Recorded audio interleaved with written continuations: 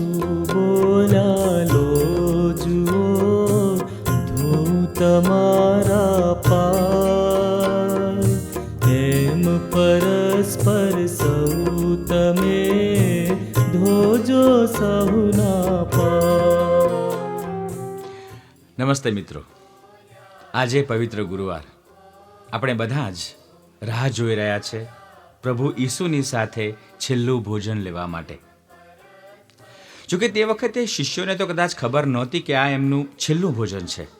હા, પ્રભુ ઈસુને ખબર હતી અને તેઓ બધા જ શિષ્યોને આમંત્રણ આપે છે આ છેલ્લા ભોજન માટે, પાસખાના ભોજન માટે. એના માટે વિશેષ તૈયારી થાય છે. આજે આપણને એ જ સમૂહ ભોજનમાં, એ જ પ્રભુ ઈસુની સાથે ભોજન લેવા માટે આમંત્રણ મળ્યું છે. આનંદનો દિવસ છે, આપણા માટે એક અનોખો અવસર છે. મારા મતે આ ભોજન લેવા માટે 3 પગથિયાં બહુ જરૂરી છે. પહેલું પગથિયું મારા મતે છે નમ્રતા. એવી નમ્રતા જે આપણને પ્રભુ ઈસુમાં પૂરેપૂરી દેખાય છે. ત્યાં એ ભોજન વેળાએ પ્રભુ ઈસુ પોતે જ બધા જ શિષ્યોના પગ ધુએ છે. જાણે છે કે પેલો શિષ્ય એમને દગો દેવાનો છે, તો પણ એના પણ પગ ધુએ છે. આ છે નમ્રતા. એ નમ્રતા સાથે આપણે પ્રભુ ઈસુની સાથે એ જ મેજ ઉપર બેસવાનું છે એમનું ભોજન લેવા માટે.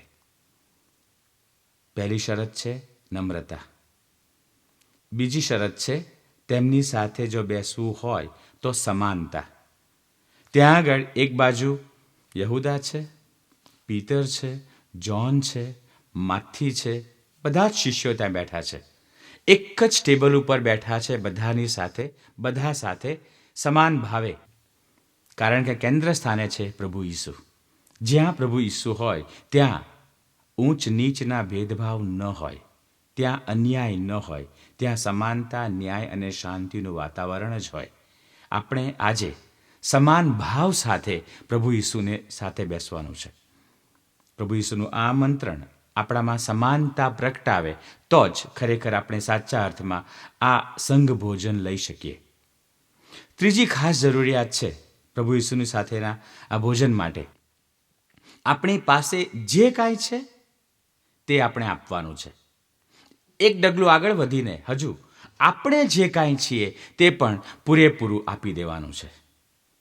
આપણી પાસે જે કાંઈ છે અને આપણે જે કાંઈ છે. દાખલો મળે છે પ્રભુ ઈસુના વક્તવ્યમાં જ. છેલ્લા ભોજન વખતે એ પેલો રોટલો લઈને કહે છે, આ મારું શરીર છે, અને પ્યાલો લઈને કહે છે, આ મારું રક્ત છે. પોતાનું સંપૂર્ણ જીવન પ્રભુ ઈસુ આપણા માટે આપી દે છે.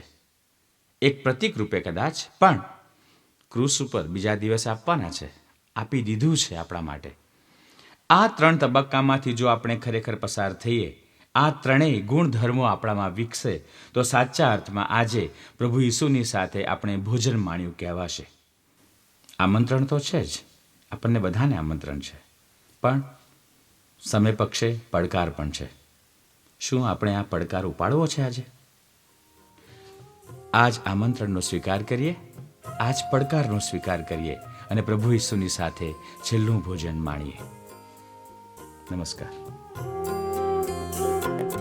ઈસુ બોલ્યા, લો જુઓ ધૂત મારા પાય, એમ પરસ્પર સૌ તમે ધોજો સહુના